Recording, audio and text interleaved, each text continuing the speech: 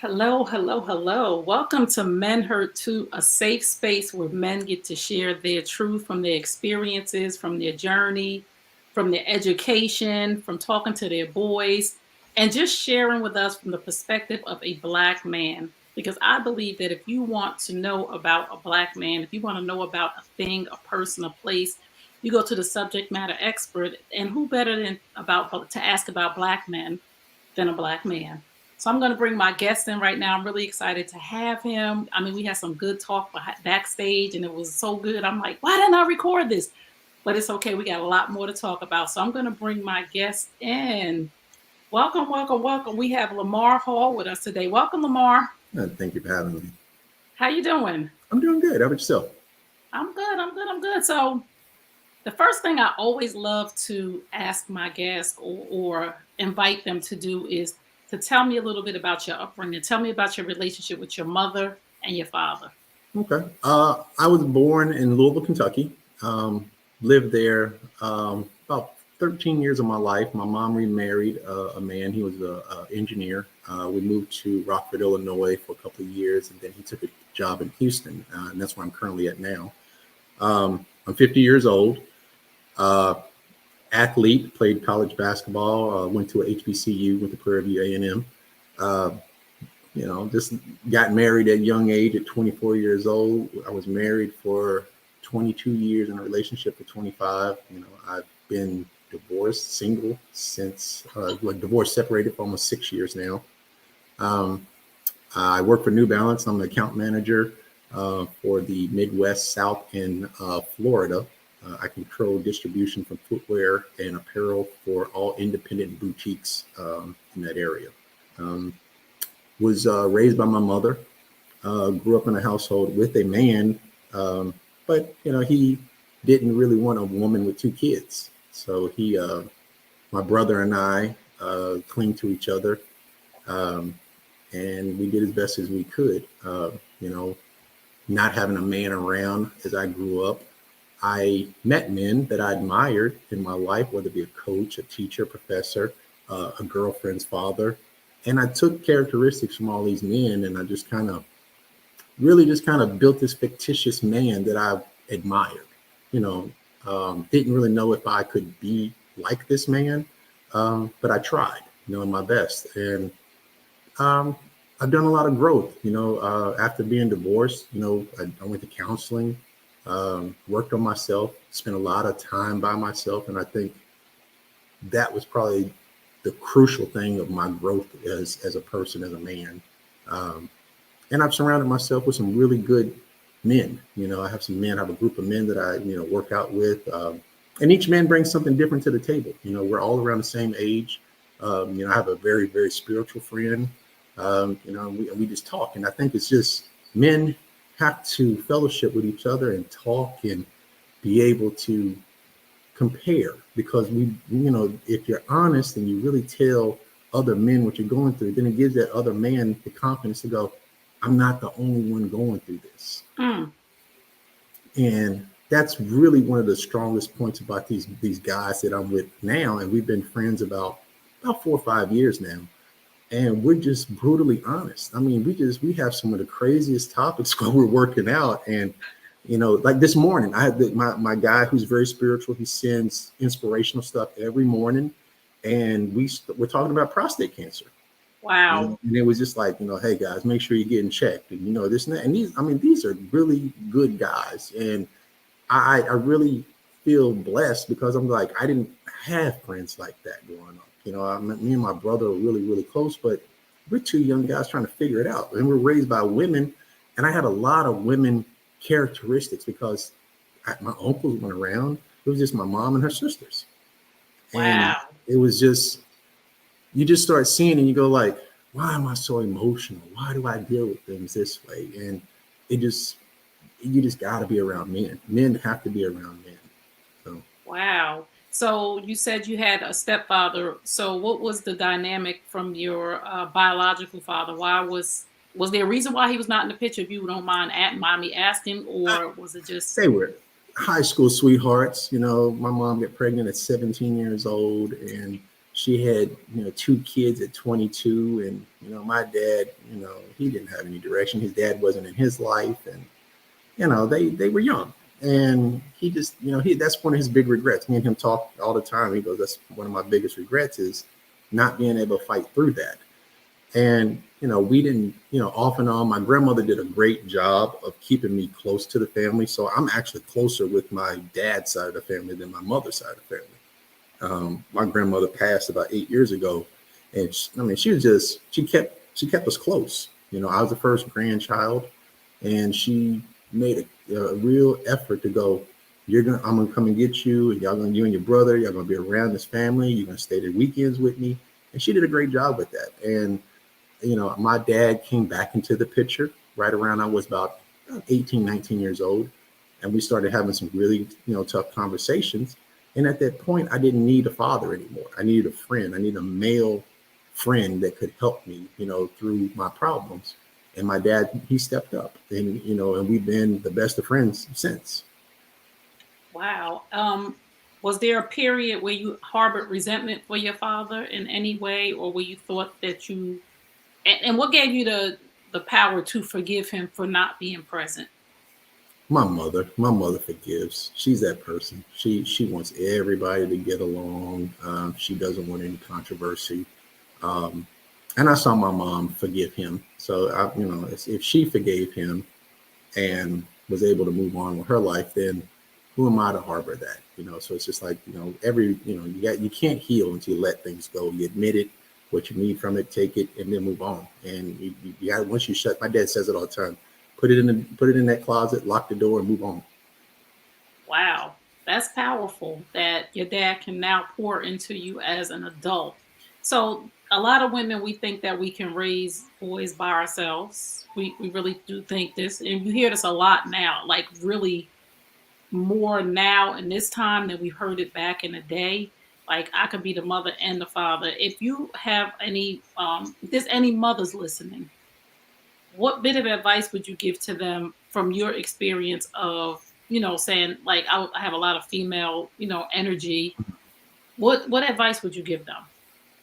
I would tell any woman today that if they are interested in a man and they see that this relationship is developing, pick a man that is going to be a good role model to your children.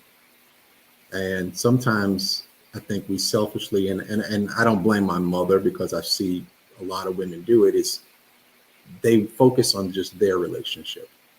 And Mm, it's actually more important that that man loves that child. Now, I always tell my friends, and I've never raised another man's child, but I will tell any man, and I have the utmost respect for any man that can raise another man's child. mm. I didn't have that privilege. So my brother did. He married again, and he loved that woman's kids. And I told him all the time, I said, "Man, you are a phenomenal man." And I know a couple of men that raised other men's children. And that you have to pick that kind of man. And a woman, if that man loves you, he'll love those kids too.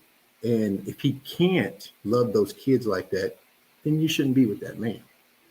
Woo wee, you dropping gems and bombs already. You didn't shut somebody's nervous system down right now. Somebody sitting there with a man that don't love her kids. And as much as we have men, and kudos again, like you said, to the stepfathers, the bonus dad, let's call them bonus dads, the ones that step up and that don't put step in front of it. They'll tell you that this is my son, this is my daughter.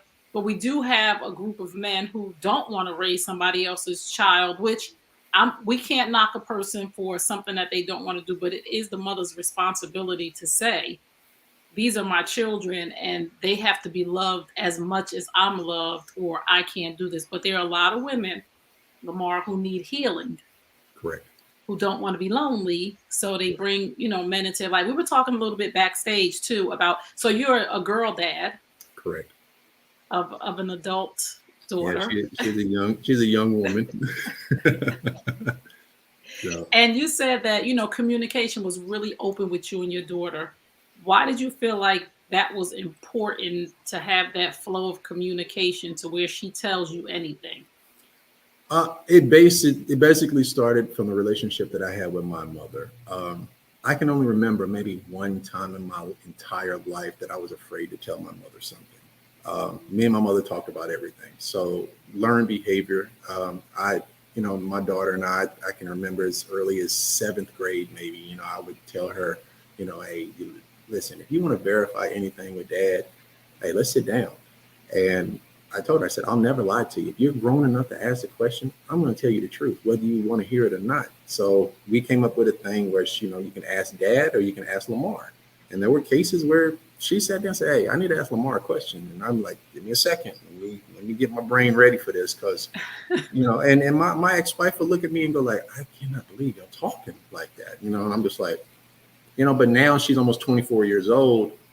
And you can see that she's confident, and I always told her, I said, my goal and my dream was that you would be an independent thinker. I told her, I said, I would give her scenarios all the time. I said, are you strong enough that if you knew your friends were drinking and getting into a car that you would go, nah, I'm not getting in that car. I said, because there's pressure along with that. I said, would you, and I said, that's what you have to be able to do, is that you got to be able to stand on what you believe in. So, and she understands that. She's not thick-headed, but she understands. She thinks for herself, and that's all I could want for her. So why did your relationship end with her mom? We grew apart. I mean, we got together. We were 20 years old, and I grew as a man. I wasn't focused as a young man. I played basketball in college and I didn't graduate on time. And, I wasn't focused. And once I did get focused and I started becoming successful, and she was successful very early. I mean, she went to school, she graduated in 5 years. She's in pharmaceutical, and she held us down. And I would never, ever disrespect her or let anybody say anything about it, because she did the heavy lifting for who I am today. And I think she got comfortable. I think she got really comfortable. I think my success maybe challenged her a little bit, that she wasn't comfortable seeing me in that space. So she just remembered Lamar being a 20-year-old man that did not have focus. And by the time I was in my late 30s, I knew who I was. I knew what I wanted, and I demanded it. And that's where the problem started. I wanted to be loved a certain way. I wanted to be treated a certain way. And she just, she wasn't capable of doing it, and she didn't, we went to counseling, we had tough conversations, but it just, I know I had to really look at myself at 45 years old and go, is this my life? Am I happy? And it wasn't about money. It wasn't about material things, because we were both successful. And people looked at me and go like, what is wrong with you? Why would you walk away from this? And I'm just like, I'm not happy. I don't feel fulfilled. And I said, we just, we didn't laugh together like we should have. And the things that kept us together were the memories when we were kids. It wasn't us being adults. Wow. So it was her interest and my interest. They were totally different. And it was no compromise. And I felt like I was doing a lot of compromise. And a buddy of mine told me one time, he said, your goal as a man is to make your wife happy, but not to the point that it makes you unhappy. So, I'm sorry. I'm speech.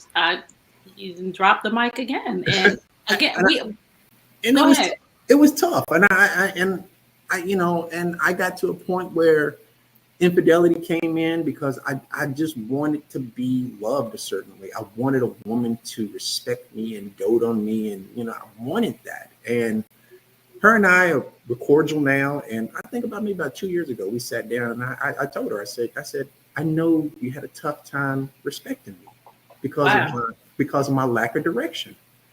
And she denied it. And then I said, it's okay. It's absolutely okay for you to say that. And she started crying. She's like, I tried my best. And I said, it's okay. I said, I've dealt with it. I know I didn't deserve it. Wow. I said, I didn't deserve it. I said, but when I did deserve it, you didn't give it to me. Wow. Do you think that once a woman has a certain idea about a man, like coming into relationships early, that a lot of times as women, people give us grace and mercy because we say, I did that. I was young. I was emotional. I changed now. I've matured. I did the work on myself. Do you think that women have a hard time accepting that a man has grown past that and now deserves the respect? Yeah, I do. I mean, I think I tell people all the time, if you're the same person, and you can look at yourself at 5-year increments or 10-year increments, however you want to do it, it's I'm not the same person I was at 40 or 30 or 20. And I hope, when I'm 60, I don't want to be the same person. And I just felt like most people stop growing when they get to the place that they are most proud of themselves. Mm, and we talked a little bit about omitting the truth in relationships. Yeah. Why do you think we omit the truth or tell white lies or we don't in relationships like we should be? Like we should really just tell the truth. Why do you think well, speak from a male perspective, why don't men just outright blatantly tell us the truth? I don't think women are built to handle the real truth.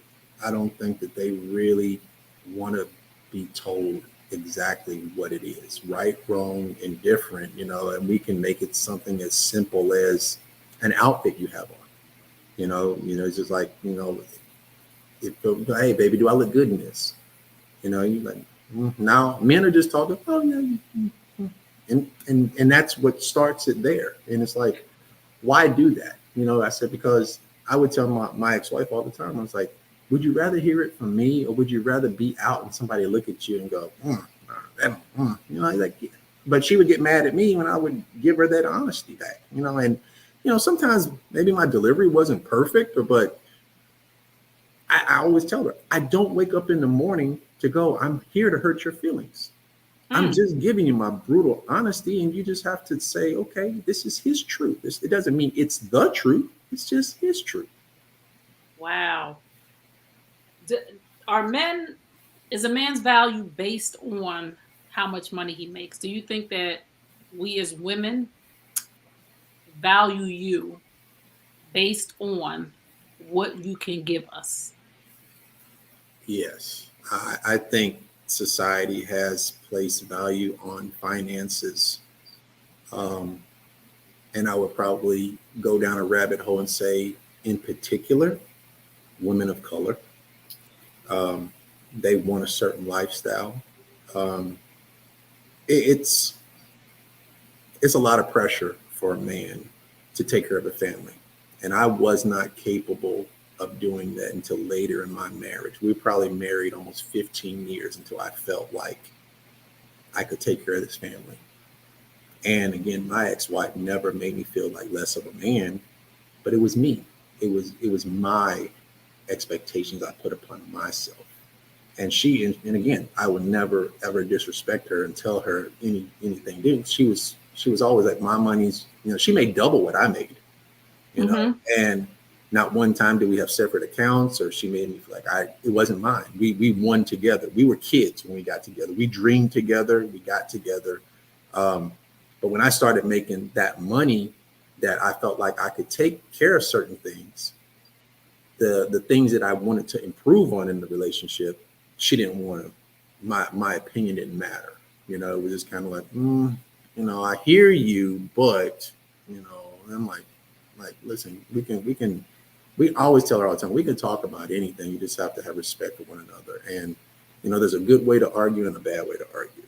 And I always tell her, stay on the task of why you're upset. Don't bring my mama into this, and don't bring the past and stuff into this, because and you say things and you hit below the belt, and then tomorrow you're like, oops, maybe I shouldn't have said that. It's like, now Right. now as a man, I have to swallow that. And that's where it starts getting tough there. So Right. So once a woman disrespects you, do you ever go back to feeling the same way? If a woman, like you said, says something that hits below the belt, does that stay with you forever? Because we talk about forgiveness, but we're humans, right? I know there's some things that some people said to me that I'll never forget. I don't, right. did I think I forgave him. I think I did, but I don't know if I see him, if I might karate chop him in the throat or something. But no, I wouldn't. But when it comes to a man and a woman that he's with, and you're being disrespected and some things are said, do you ever, does that ever go away, and do you lose a level of vulnerability with her? I think if it's repeated, if we're saying, you're married a couple of years and it's happened once, twice, three times. I think men can recover from that because we're just taught to have thick skin. Um, but I But do think you really have thick skin? in some cases, yeah, I think you do. But you, I mean, men have a burden to carry, and your home is supposed to be your recharging and your safe haven. And if you're coming home and you're arguing with a woman and you're being a man, particular a black man, and you're going out and you're fighting what society has out there for you, over time, I see a lot of men that just go, it's just the way it is. If I make her happy, and Oh, I'm just like, what about your happiness, man? Like, what do you want? It's just like, and I think we're just taught to just push that to the side and you just deal with it, And I think what I started to feel is I'm not going to do that. I want to be happy. I want to feel good. I've done the work to be successful, and part of that successfulness is being happy. And I wanted a partner that I felt like was a friendship with me, and it just, her, like I said, her and I, we just grew apart. And the more I tried to get her to understand that I was growing as a person, I wasn't the 20-year-old Lamar, and she didn't want to recognize that, and I was just like, and I was like, we're drifting apart, and she felt it, and it just, I don't think it was a humongous surprise, but it just, it was unfortunate, and I still think back to it to this day and go, it didn't have to be that way. It really didn't. But I tell people that I'm with right now, my happiness and my peace of mind, I don't play with that, and I won't waver for anyone about that. Even to my daughter. mm, If you're bringing drama to me, and hey, listen, I love you, but I'm gonna love you from a distance, and you need to go fix what you need to work on, and then you come back to me a better person. But I do not take that. I don't take it lightly because I've worked way too hard to be in this space that I'm in. That I'm comfortable. I never lived by myself till I was 45 years old. wow. I know Never. that's right. I And feel you. that was scary, and I felt like I'm gonna be alone, and I'm never gonna find anybody, and and people just tell me, man, you're wishing for something that ain't real. Mm, And I was like, you know what, I believe in it. I'm gonna find it, and I'm gonna be happy. And I've learned that the pandemic coming and all that. I was by myself, and I worked from home, and it wasn't a shock, but I was home, by myself, and I spent weeks by myself. mm. And I tell people all the time, at some point in this journey in your life, you're gonna have to spend some time by yourself. And that's when it gets real. When you That's have when those it gets quiet real. moments by yourself and you gotta think about who you are, Who like you are. them And solid moments will get you. hey, you can lie to me, but you can't lie to yourself. Can't lie to that face in the mirror, boy. You be Cannot. like, ugh, there's some Cannot. things I did I need to forgive myself for, I need to Yeah. let go of. So we know that men are like a lot of men are valued by their money. Are men not taught about core values when they're coming up? Or is that something that you learned on the way from? I know you said you went to therapy and you did work, Mhm. and that's another question I want to just put on there too. Core values, keep that in your mind. Core Okay. values, and also women are asking men to go to therapy and work on themselves, but men are going to therapy and working on themselves and finding out that these are not the women that they want, or they're having a standard, a higher standard for themselves, and a woman is not willing to meet that standard when a brother goes to therapy and works on some things and says, hey, these are the things that I need. Do you think that's one of the things that's causing a separation between and I speak a lot about Generation X, which is our older people, and Mhm. men are going to date younger women. Is that the miss there that they're asking you to go find out who you are, to do all this work, and then you're coming back and you're like, you're the problem? And again, this is a very general, so this does not apply to all. I think everybody owes it to themselves to do go to therapy. I think everybody owes it to themselves to have their top five. What do you need? What is the most important thing that you want out of a relationship? So when you meet someone, you're not wasting nobody's time. So, I have a buddy of mine. He's spiritual, he's religious, and his number one thing is that if this woman does not have a relationship with God, I won't be with her. That's a standard. That's something you should never waver on. So, and you can go down the list on what you want. So if I'm him and I meet a woman and she go, "Oh, I don't go to church," you should meet her. It was really nice meeting you. You take care. And I think Right. sometimes that men and women look at, yeah, really, she's cute, or he makes a lot of money, and you start compromising. Every time you compromise, there's your happiness. So, Ooh, wait a minute. I gotta write that down. Go ahead, keep going. and I, so the thing is that how do we really start to understand what is important? Because the things that are important to you when you meet that person, you can identify it immediately. And I think people should date. And I got out of a relationship as soon as I jumped in a relationship as soon as I got divorced. Right. Wrong thing to do. I tell him, like, do not do that. And I didn't know. I jumped into a relationship right after. I mean, I wasn't even single. It was just like this one right to the next one. And 3 years later, I'm just like, this ain't it. And I left that relationship and I said, you know what? I'm gonna take some time for myself. And I dated, and you can call me a serial dater or whatever, but I had never dated anybody. I had interactions with women, and again, I didn't date. So for about 9 to 10 months, I was dates on Monday, Tuesday, Wednesday. I was out in the bars Wednesday, Thursday, Friday, Saturday, Sunday, and I met all kinds of women. And that doesn't mean that it was a physical thing. Sometimes it was just online. I have some women I had relationships with, I just talked to online. It was just, I was curious to talk to women to see, what do you want out of life? What's important to you? And you start learning, go like, nah, we're not compatible. And Right. then I started to learn that, why am I lying? Why would I not be brutally honest and say what I want? I'm going to offend some people, but guess what? I'm going to get what I want at the end of the day, and I'm not going to waste your time. And that, I met a lot of women. They think that it was like a game or something, like, oh, you're not really like that. I'm like, listen, this is what I need. And if you're not able to do that, there's no reason. We could be friends.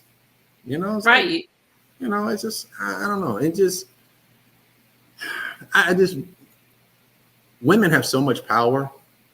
And it's like, y'all have a lot of power. Men are taught to want to cater to you guys. And y'all don't really understand what we're trying to do. And we want to make you guys happy. We want to please you guys.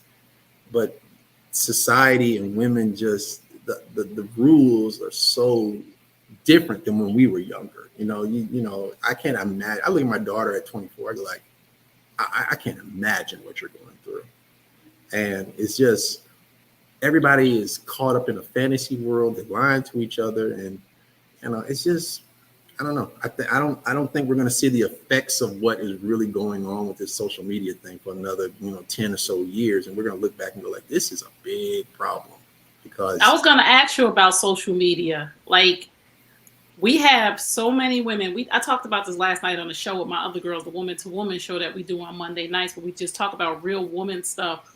And I was saying, has Black Girl Magic lost its shine, right? Because we see every woman, a lot of women of influence. We saw a senator twerking on her head, right? I don't know if you saw the senator twerking on her head.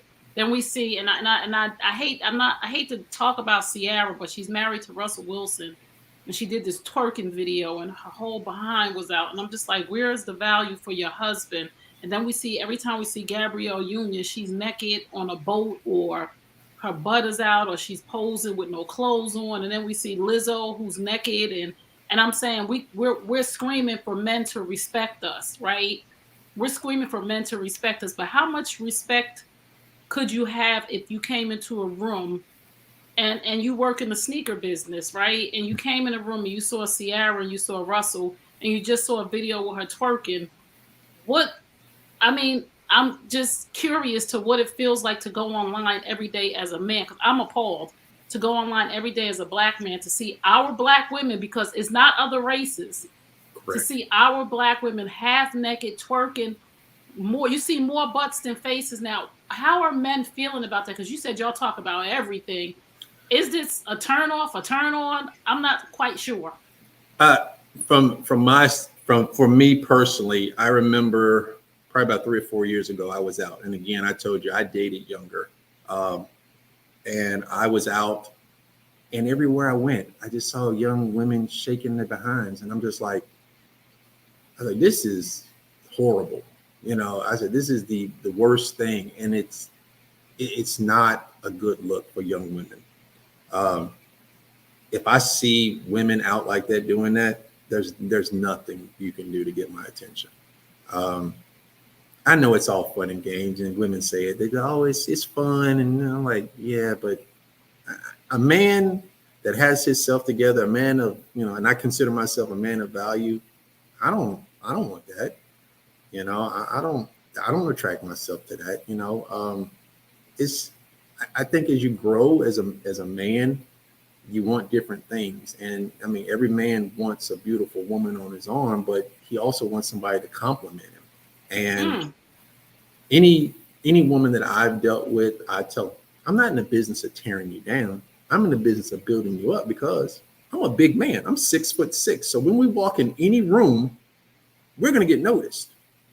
And I want you to stand next to me with the confidence and that you represent me as well. And I'm not I'm just not interested in that anymore. I changed my whole social media, my algorithm and stuff. I changed all of that. I don't follow women on Instagram. I don't slide in DMs. I don't do that. I just have a lot more self worth for myself, at this mm. point in my life because I just Ooh, don't. ooh. It's I tell you one of the most powerful things that I learned over the last couple of years is that I know how to say no to sex. Oh, I do. I mean, I don't. I tell guys all the time, I don't give my life force to everybody. So oh, it's just one of those things. It's like I don't. I've grown as a man, and women are not. oh. Y'all are not built to rejection. Y'all don't like rejection, and there is most, not all, of women that use sex as a tool, and a man that doesn't get moved by that, he's a powerful man. He does not. He's gonna move differently. He's gonna, it's like I don't.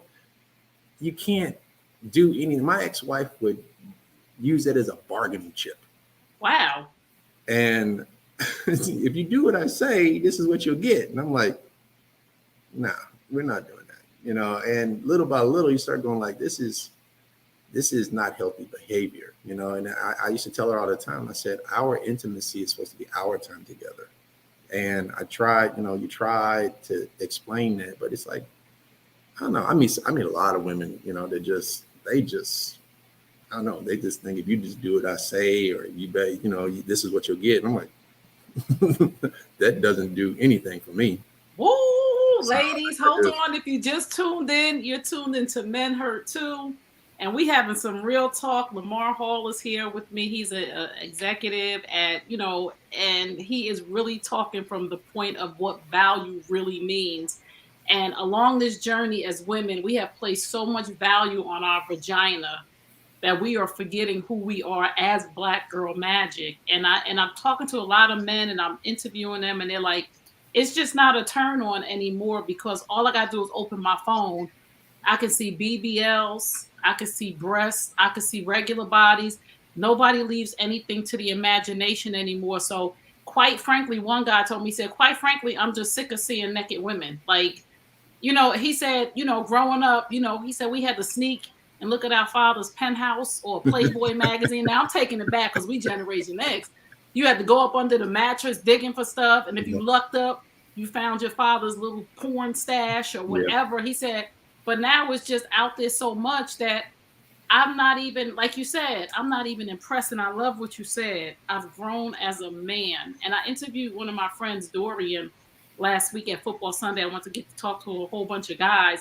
And he said, Trey, I've been celibate, I think he said since May. He said, I just wanted something different from myself. So I just stopped because I wanted to see what I really wanted in a woman. And I was just looking at him like, this is the dynamic of the shift. Men are pivoting for better for themselves. So when did that click in for you? After my second relationship, you know, after that relationship, because that relationship was a young, spontaneous, fun relationship, and she was 23 years younger than me. But Hmm. we were in the same industry, so we could talk about work. So people would look at it and go, "Oh, you just dating a young girl." It's like, no, it's not that. It's somebody I have interest in. It's somebody that I can talk work with. It's somebody that understands and respects me, and understands who I am in my industry, and is happy to stand next to me. And she was like, I respect. We would go, we have trade shows in Vegas 2 times a year, and we go out there, and she would just be like, I'm in awe of just who you know, and how you carry yourself, and this and that. And she was able, yeah, she was younger, but I learned is that it didn't matter who the woman was. It was the feeling of what she gave me, what I liked, and we had fun. And I had to let her go because she was young, and it wasn't fair for me to put my 50-year-old ideals on a 26, 27-year-old. And, and she's reached out and we talk. And I mean, I'm not mad at her. I truly feel when you love somebody, you have to let them go, let them figure it out. And Hmm.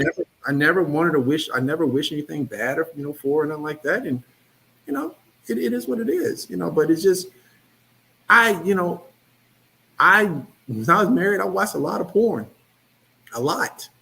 I don't watch porn anymore. Right. I What don't. was the driving force of you watching porn? Just going without at home. I mean, my wife and I probably were intimate once a week at most, and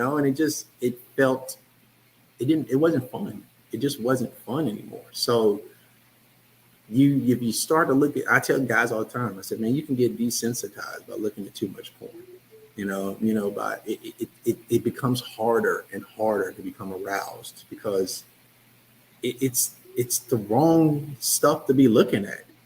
And at 25, I didn't know. You look at those things, you're curious.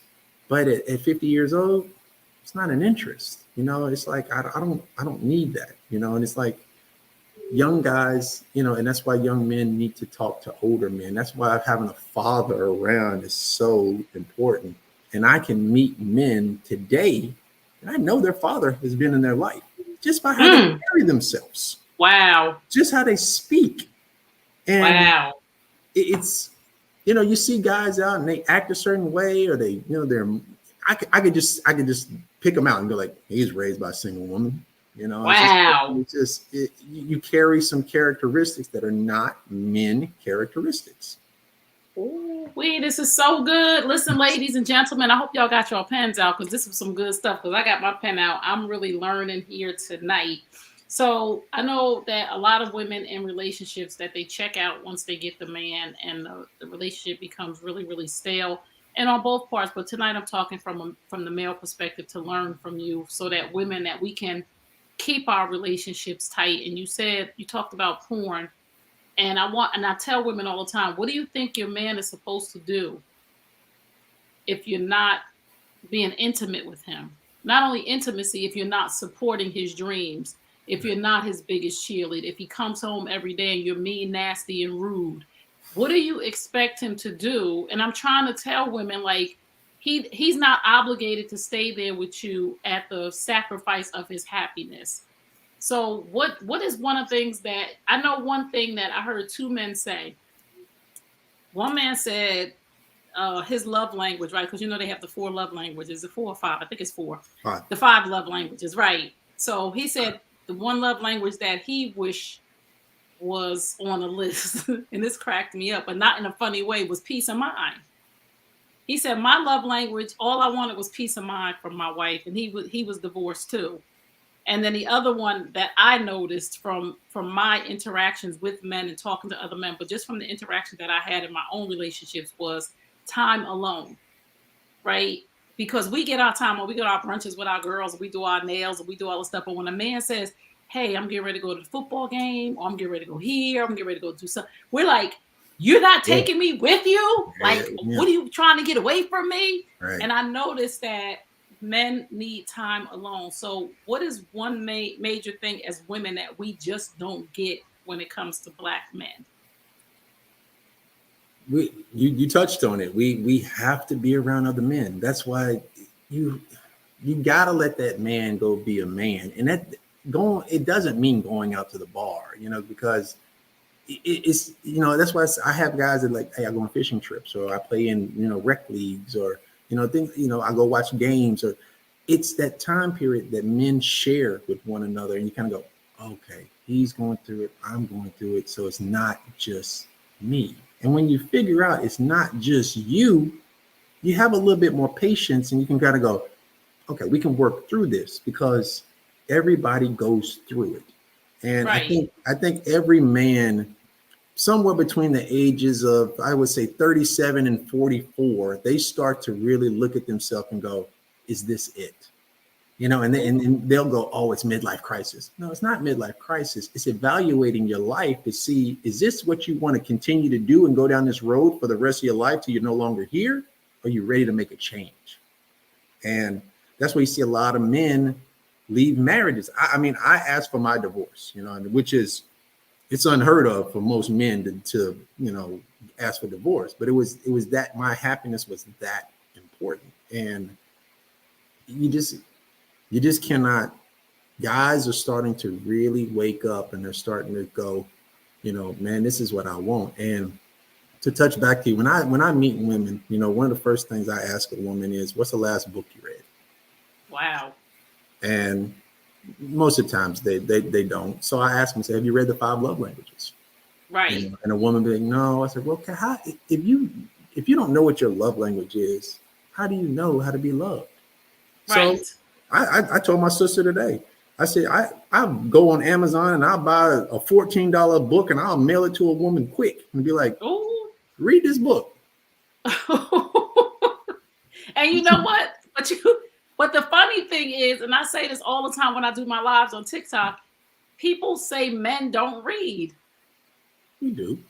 They say men don't read, and We now you read. telling me that women don't read. We They read. I mean, women pretending. don't. Women read. Not y'all been trained to read novels and love stories and fantasy and stuff like that. It's like, like, when's the last time you read something to put some knowledge on your brain? It's like, Well, I read that stuff to put knowledge on my brain. I don't know yeah. about the rest of them, Well, I mean, but like, I do. but I mean, so you wouldn't pick up a romance novel to become a better wife, Right? No. Yeah, Right. I mean, Right. that's fantasy. That's not help. It's not helping you. So it's like, my love language as reading, I learned, was that I need physical touch and words of affirmation. I'm a man. Right.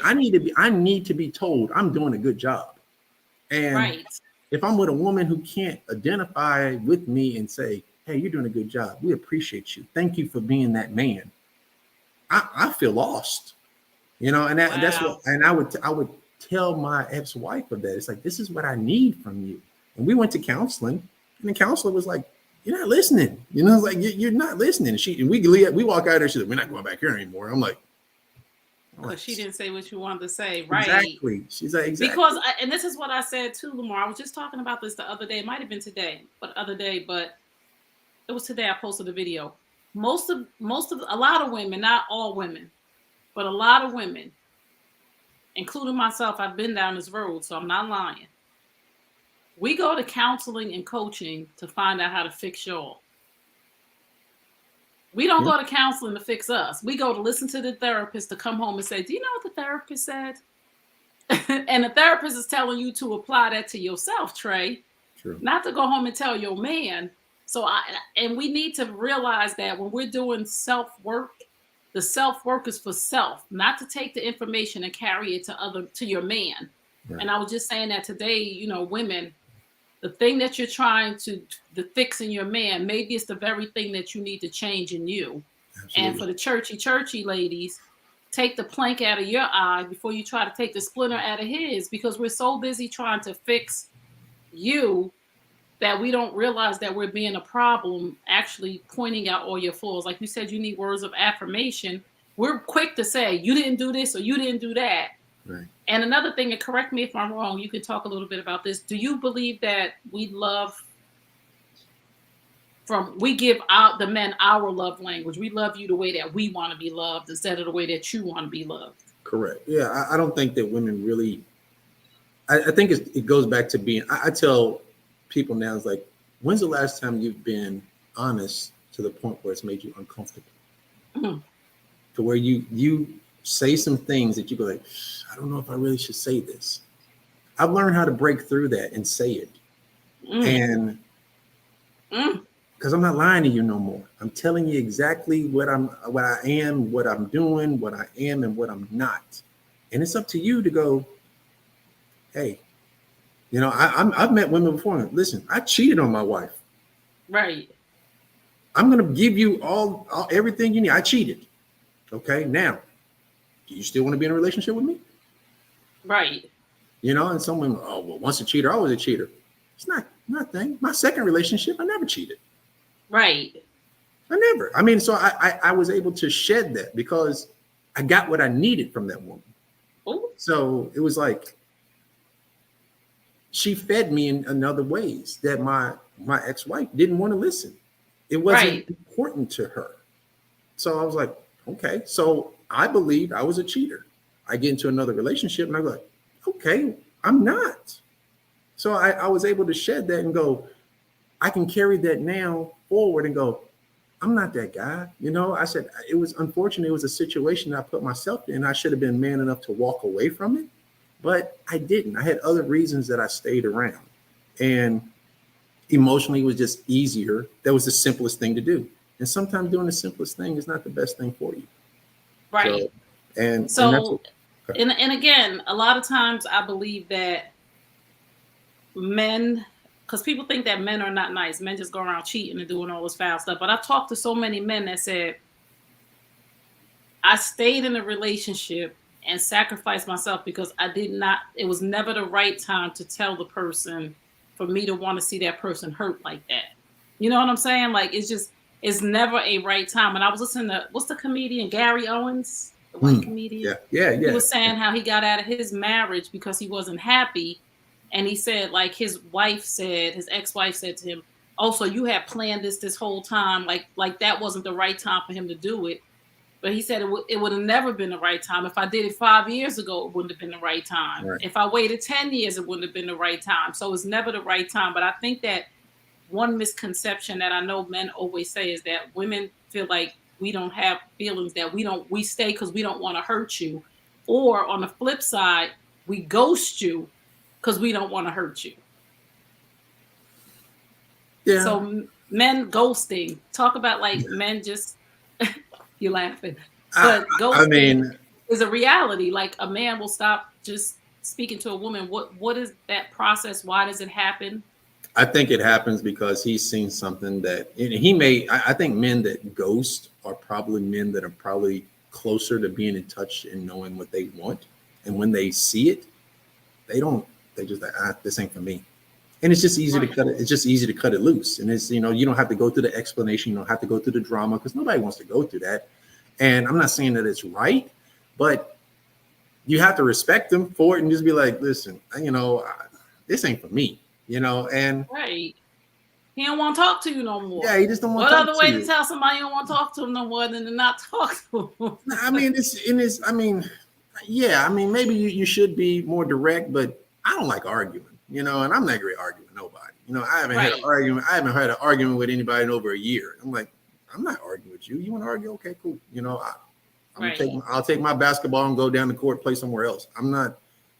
I just don't give that energy. I'm real protective of the energy that I give out. So, yeah, I don't think ghosting is something that you should practice. If you can be honest, Be But is it honest with really yourself. ghosting? Is it? This is what I've learned with women that I know, that a man will break it off, but you'll still think that he's supposed to text you and have conversations with you, but he broke it off. But you still think that he's supposed to, like, if you say good morning, but he broke it off, and if he doesn't say good morning back, that's not ghosting. That's him, basically setting a boundary of it's over. But we get into relationships, and it's been like this for so long that people break up and they still talking to each other. People break up and they still texting until that person, whether it be the man or the woman, meet somebody else, and then they decide like I'm not responding anymore. It's not really ghosting because and now I met somebody else, so the conversations are getting shorter. You Right. know what I'm saying? Yeah. So how do you different? I protect my energy. I'll block your ass in a minute. So I'm just being honest with you. You can say something stupid to me, and I'll be mid sentence. I'll be like, I don't have time for it. I just, you know, I have the. I'd say it again. I dated younger, and there's a bunch of problems that come with that, and I won't do that anymore. But mature women, they set in their ways too. I mean, they want things, and you know, I'm talking to my aunt. You know, and she's 61. She's beautiful, and I'm like, are you dating? No. You're like, are you using apps? No. Why not? Oh, well, it's not for me. I said, so you just think this man, this perfect man, is gonna find you at the grocery store or at the, at the mall or whatever. It's like, why? Why are you not using the tools today for you to be successful? And women have to understand is that if you're on a dating app, you're gonna get hit 10 times more than any man. And you have your pick. You have your pick of men. You know, it's just that I think that women just, I don't know, man. Y'all just have this philosophy that men are standing back judging y'all or something like that. We don't care. It's like there might be a small amount of men that worry about certain things, but for the most part, men are not looking and judging and worried about what you're doing. It's like I saw somewhere on Instagram where it said men don't have this false sense of reality when it comes to women. They accept the woman for who she is. You know, if she's a larger woman, she's larger. She's not. We accept you for who you are, and then the expectations on the other side of the table is, oh, well, he ain't this or he ain't that. He don't make this amount of money. It's like, dang man, like come on. You know, it's like why do you have these expectations and they're not realistic? And I think if we all, men and women, realistically hard looked at ourselves and place ourselves in where we should be fishing in the pond, we'd be a lot happier and you'd catch a lot more fish. Wow. Wow. I'm laughing because somebody said, what's the best dating app? But let me just tell y'all this quick little story about today. So I'm not really dating well, whatever, which is nobody's business. But it's funny that you mentioned dating apps because my niece texted me today, like, why don't you get on eHarmony? I'm like, why don't you mind your business? She's like, what's wrong with you? And I'm like, I like human beings. And she's like, and you said, like, why aren't you using the tools? And I'm sitting here laughing because I hope my niece is not watching this because you would just really be patting her on the back. But one of the dating apps that my niece said to doing business is eHarmony. I'm not sure about dating apps because I mean, Lamar just put me on blast. well, look, you listen. Everybody gravitates to the ones that they know, the Tinder and the Bumble. Okay, you know what those are about. Don't go to those. You know, Right. if you are a woman of value, like Hinge has been really good. There's a lot of quality people on there. You know, so between that, eHarmony, Match, those are quality type of things. You Christian Mingle. You know, if you I want a God-fearing man. Well, why aren't you on Christian Mingle? You know, like I'm leaving. because you're not really. That's not really what you want. You know, like You're killing me. You got to be honest with yourself and really what you want. And I wish that women would be more confident. Definitely after relationships, like the marriages and divorces, of what they want. Women get so caught up in being judged and I can't do this or I can't do that, and it's like I'm like, I met a woman and she was married for 18 years and she's single and ready to jump in a relationship. It's like, why aren't you living? Right. Why won't you have some experiences? You're Right. just ready to jump back into a relationship. Why? Because it's what's comfortable? Because you don't want to be uncomfortable? It's Yes. like, well, I don't want to sleep with a bunch of men. Nobody said you had to sleep with a bunch of men. Nobody said that. It's like I told a female friend of mine one time, I was like, why, how, when y'all date, when y'all find one guy that you like, or he fits some of the criteria, you cancel all the other ones out. I was like, I'm telling secrets now. It's like, you should have 3 people that you're dating. And number 2 and number 3 should know about number 1. No, I mean, you should be like, if number 2 is like, hey, what you doing tonight? I'm going on a date. Oh, really? Then that man's either gonna step up or he's gonna get you going. It's like I don't understand the game. It's like, listen, like you're like I remember I was talking to a female and I was interested in her, and she was giving me 0 traction. I was just like, and I got fed up. I was just like, she was like, what you doing tonight? I said, I'm going on a date.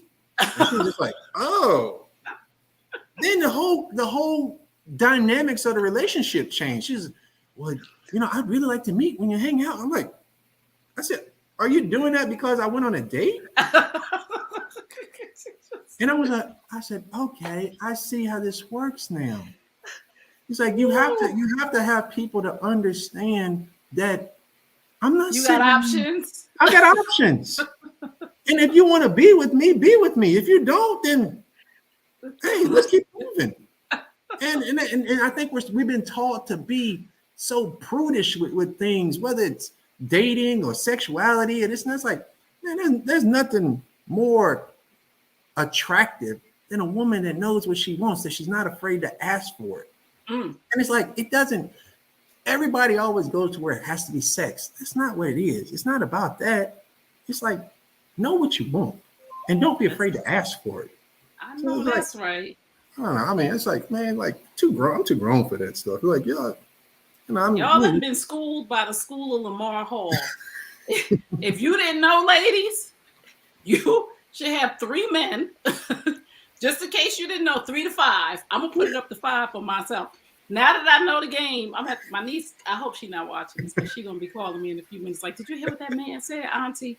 Because she's like, Auntie, like, what's going on? I'm just like, but really, I am. I'm like really busy. Like, I just been doing stuff. It's not like I'm lonely or if the right person came along. But right. this is so enlightening to know that it's okay for women who are listening. Honey, it's okay to talk to 3 people or date 3 people, and it doesn't have anything to do with you sleeping with them. Nobody said go sleep with 3 men. No, it's Mar said, we gonna call him Mar now because Mar is on one right now. Mar said, tell number 3 that you're going on a date with number 1, so he understand that this is what's going on. I really appreciate that. So we're almost to our last. We got 3 more minutes left. I can hold you on here forever because you, right. 1, you're honest, and 2, you're hilarious. And now I know why you said your sister told you. Don't go too far off the boat, Lamar. I think she'll be proud of me. I think I did okay. I didn't. I hope I didn't offend anybody, because that's not the intent. No. Because I just think that there's so many platforms now, and kudos to you is that you're giving men a chance to speak, because I watched Kevin Samuels, but men couldn't speak, and right. It was a great start, and right. maybe sometimes the delivery was incorrect, but the information was there. Right. He was speaking the truth. And again, the delivery may have been incorrect. And and that's one thing we have to worry about. We have to work on the delivery so the message can be received. And if that happens, then you can start to see change within people. And right.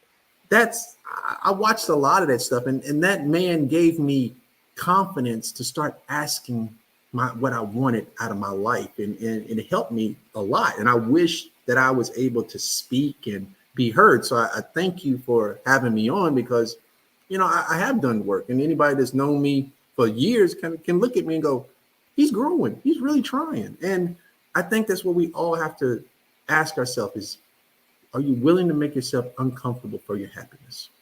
Yes, I know that's right. And again, I keep telling people the only thing that I'm telling women, right? Women mad at me, like they call me the female Kevin Samuels. I've never watched the episode of Kevin Samuels. I watched the first. I only saw one thing that Kevin Samuels ever did, and that was that first girl that he ripped apart. And after that, I just it wasn't for me. So I never ever to this day, except that seen that. And people said, Trey, you really got to watch him. Like he really has some good stuff. So people will say to me when I'm live, all right, Miss Kevin Samuel. And I'm like, I've never watched Kevin Samuels, but I don't understand why they're saying that. But now that you said that, I kind of sort of get it. It's the uncomfortable honesty. And Right. if you say it correctly, you can get your message across. If you are into and listen, I understand what he was trying to do. He was trying to create a platform where it was like a show. It wasn't, he had all the credentials. He knew exactly what he was talking about. It just the delivery, and you could be Right. That's about why I never everything you want. watched them. Because Yeah, I said, and somebody said, oh, you got to have him on your show. I said, no, I don't. Because that man will take me out of all my Christianity. He will say something to me. And because I tell folks, listen, Lamar, I'm 90% Christian and 10% Cardi B. And the wrong person come along, Cardi B might show up. I'm not trying to do that. And the only time Cardi really shows up is with my children. If you really do something to my children. But right, I know Kevin Samuels, God rest his soul, because I would never want anybody to die. So that whole right. thing was crazy. But he would have brought the Cardi B out in me, right? Because me and him would have been going toe to toe, or But we might you have agreed.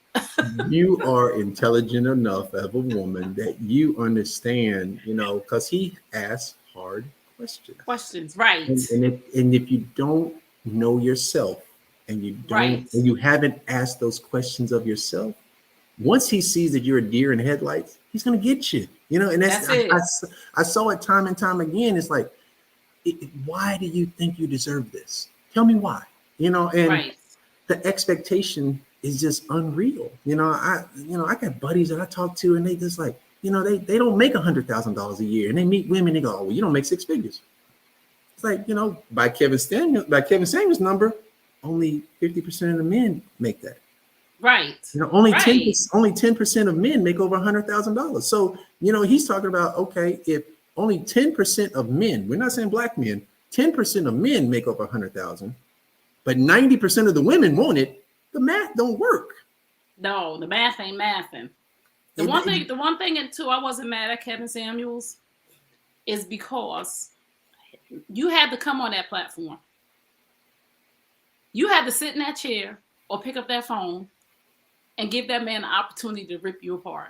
And I never understand why women, and this is to my women, I love y'all so much, but y'all be doing some ignorant stuff. Like if you notice, you already know if you go on Maury that somebody ain't the daddy. So why you going on Maury? You know what I'm saying, Lamar? You already know if yeah, you go on Kevin Samuels, that 9 times out of 10, he's gonna rip you apart because he already got his facts, statistics, and everything together, and you don't, and you think you something that you may not be in right. your head, and he might shine a light on that. So I would not put myself in a seat with a person that I know is going to come at me a certain way unless I'm 100% prepared. And Kevin ain't wanting none of this. But anyway, so I just want to thank you so much for being on here. And I just want you to give a message to one final word to the brothers that are listening who may be in a space of young Lamar, right? That's in that marriage and your wife is holding you down or she's ripping you apart. But that young Lamar too started from the bottom, now we here. Right.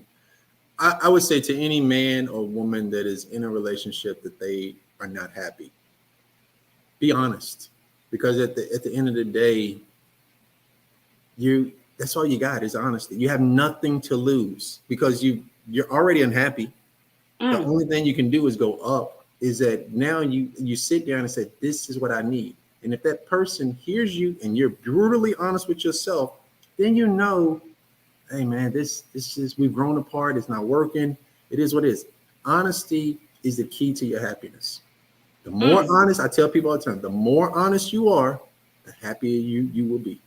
Because mm. there's no reason to lie. It's like keep the honesty going, and you can, yes, people's feelings are going to get hurt, but they can never look at you and say that you weren't honest.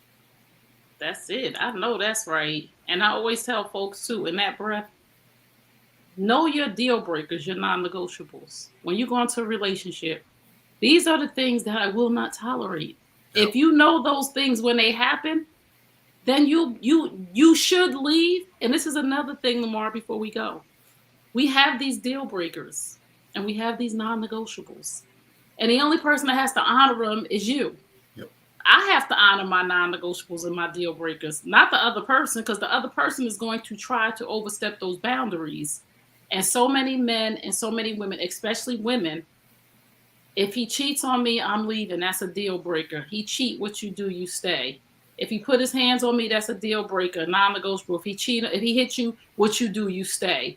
The Right. only person not honoring your non-negotiables and your deal breakers are you, and you're lying to yourself. Correct. Because most of the time, men are honest. Listen, ladies, I'm giving y'all some game right now.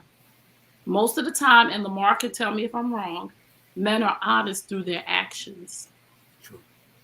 No matter what his lips say, True. his actions ain't gonna lie. Nope. So if that man love you, it's gonna be a certain behavior, right? Correct. If that man want to be with you, Correct. it's gonna be a certain behavior, right? Correct. Okay, so if he don't, you're gonna see another behavior. He'll give another man an opportunity. That's why you should have 2 and 3. Oh, and we gonna end it on that. Thank y'all. I'm never gonna forget 2 and 3. Never. Get on some dating sites. You deserve to be happy. Leave me alone. I am happy. Who said I wasn't happy? I'm just No, I'm single just and saying happy. Yeah, hey, you could be single happy, but we all want somebody to care about us. I got people like, what you trying to say? Nobody don't care about me. Oh, See how you got 3 sons. They definitely care about you. So look, see how women get emotional. What you trying to say? Nobody don't care. I'm just playing with you. I know. I mean, we want somebody to care about us at the end of the day. So we put on this earth to have a companion. So and your companion is supposed to be your best friend. And your best friend today knows you in and out. Why don't your mate know you like that? Because you've been brutally honest with your best friend, but you ain't brutally honest with your mate. Well, you know why? And this is the last thing, then we're going to go because we'll have people here all night because now the conversation going somewhere else. Men have told me the reason why they can be brutally honest in a barbershop and brutally honest with their best friends and brutally honest at a fishing trip is because there's no consequences to their actions for their truth. Now, if they're brutally honest with their girlfriend, boo, bae, wife, she's not going to cook. She's not going to clean. She's going to sleep all the way on the other side of the bed. So that's why they tell little white lies or omit information. Is that true? True. Ladies? 100% true. Ladies, if you want your man to be honest with you, you cannot punish him for his truth. Absolutely. Don't be mad and not cook. Don't be mad and not give that man none. Don't be mad and be stomping around the house and slamming cabinets because you asked him to tell you the truth. And truth hurts. And this is one thing I'm going to say to men, because I know you said a little bit at the beginning that women are not really equipped to handle the truth. And it's going to hurt them. But I tell you this, Lamar, truth hurts, but lies damage. And a lot of women don't recover from the damage. True. And they go on to different relationships. And what do damaged people do? Damage people. They damage the next man who's not even damaged from another man that damaged them because he didn't tell the truth. So lies hurt. I mean, truth hurts and we heal.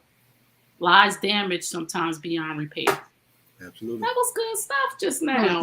That's good. Wasn't that good? Don't nobody steal that. Thank you so much for being on here, Lamar. We got to do this again. I really enjoyed your time and your company. And that goes for men too. Yes, it does. Whoever said that. So thank you guys so much for tuning into Men Hurt Too. Please follow, friend, and like us on Men Hurt Too on Instagram. Please follow our YouTube channel, New You Nation Network. If you're on there, hit the subscribe button. Just don't be on there. Hit the subscribe button. I also have a new platform that I'm on. I'm on Patreon, which I'm going to have exclusive behind the scenes information. So it's my Patreon page. You can look at it. The link is in my bio on all my other platforms. Join me over there. We'll have some special guests that's going to really come on and teach the men how to start businesses, PR, all of the good stuff, that marketing. And We will probably have Lamar on as an expert guest. I just put him on blast, y'all, on the spot. He didn't know I was going to say that, but I'm going to ask him as soon as we get Anytime. off here. Thank you. So, good night, everybody. We'll see y'all next time for another edition of Men Hurt Too. Peace and blessings. And to the brothers out there, we understand your pain. We love you. We honor you. We respect you. And more than anything, Black man, we need you. Peace and blessings.